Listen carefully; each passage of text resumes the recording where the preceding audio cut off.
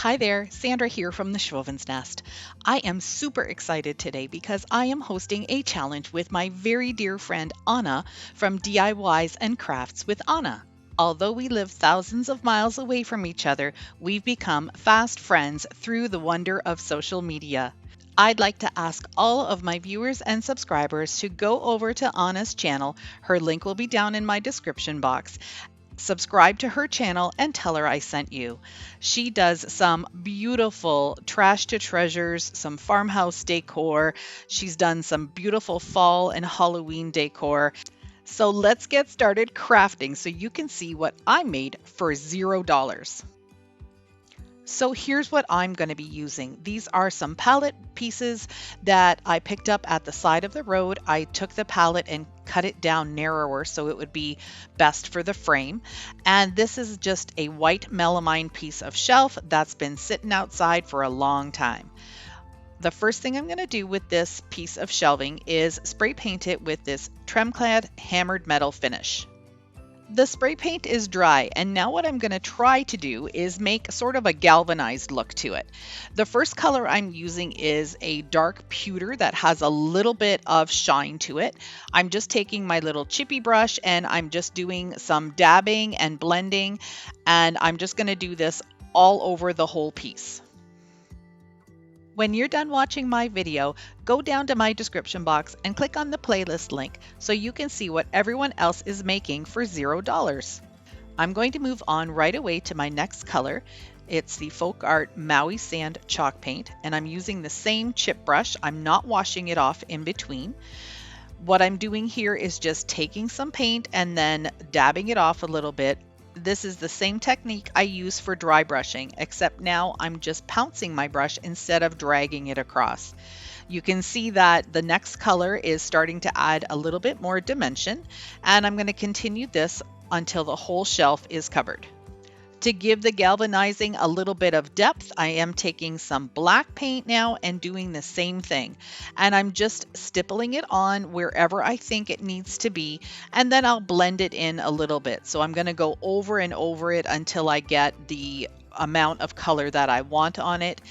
But I also don't want each of these little brush strokes or pounce marks to be very fresh. So that's why you'll see me going over it multiple times. The next color I'm going to use is white. It's going to end up being a bit of a light gray because I'm still using the same chip brush, which has all of the other colors on it. So it isn't going to be pure white, but you can see the difference here. Again, just pouncing around wherever I think it needs to go. What I did was just move around with all of the different colors. If there was too much white, I added some gray. If there was too much gray, I added some white and just blended things in. So this is really something that you can make your own. It doesn't have to be totally perfect. At the end here, I am going over it just a little bit to smooth out some of the colors that are still very stark and just to give it an overall blending. Moving on to the palette wood pieces, I've got some new black wax from Behr. This is the first time I'm using it, so I'm really super excited. I like the antique, which is a brown, but I did want to try the black. I'm applying it with a regular dollar store brush, and I'm just going to put it on fairly thickly. I'm starting off a little light here, but then I end up adding a little bit more to it because I wanted to really bring out the wood grain and all of the imperfections in the piece of wood. I've gone over the pieces twice with my brush and the wax, and now I'm just taking a clean cloth and just wiping off the excess. It's really cool how you see it just go right into the nooks and crannies of the piece of wood. It just looks so aged and distressed. It's perfect. So, trying to get these pieces of wood attached to this piece of shelf was proving to be a little bit difficult. I tried using a staple gun, but the staple gun just ripped off the melamine pieces and shredded it. So I ended up just taking some hot glue, putting it all along the seams, and then I flipped it over and did it again on the other side. To get the hot glue to fit into that seam really well, I used my little silicone finger protectors from the Dollar Tree, and when I put a bead down, I just pushed it in and it worked really well this way. I'm going to now add this stencil. It's grateful, thankful, and blessed, but I'm putting it off to the side a little bit because I have something else in mind for that little blank space. I'm just using a Dollar Tree makeup sponge and some black DIY chalk paint, and I'm going to go ahead and just pounce my sponge ever so slightly onto the letters and get a nice muted color. I don't want this to be too dark. That's why the makeup sponge just works really well.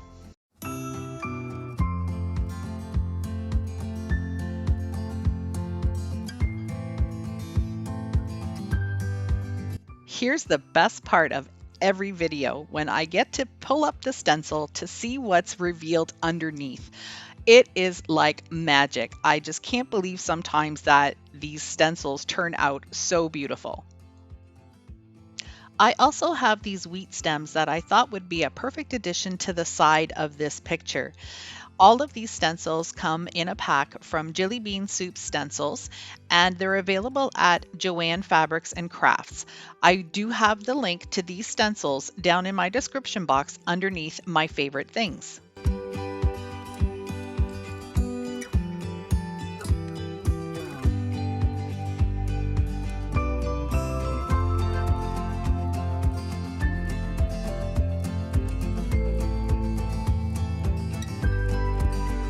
I really liked the way this sign was turning out, but I thought it needed a little bit of something to make it pop. So I have this garland from the Dollar Tree. These are some little harvest colored pip berries. So there's like a deep orange, a brown, and a sort of like a burgundy color. And I thought it would be really cute just to line this up all around the edge of where the wood meets the actual picture. So I am going to do that, just one row all the way around the frame.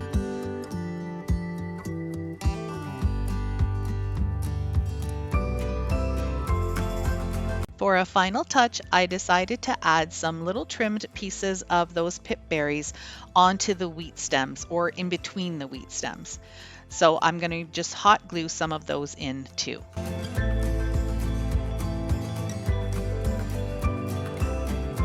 I just love how rustic and vintage this sign turned out, and the addition of those pip berries is just so cute.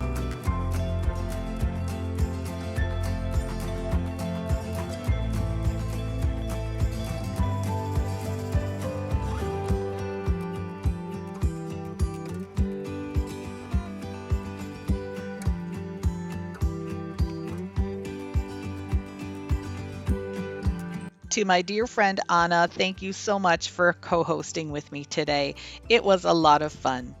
If you like this kind of content, I'd love for you to click that subscribe button. Those black arrows will show you right where to go. Thank you so much for watching and for your support. Bye for now.